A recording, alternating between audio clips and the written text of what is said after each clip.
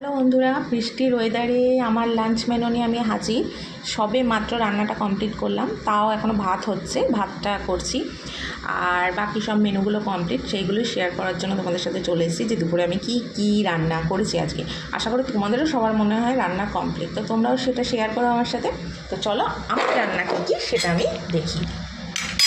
এই যে এটা হচ্ছে পেঁয়াজ রসুন আর কাঁচা লঙ্কা ফোড়ন দিয়ে মুসুরির ডাল, সাথে রয়েছে পটল ভাজা, আলু ভাজা, পটল পোস্ত।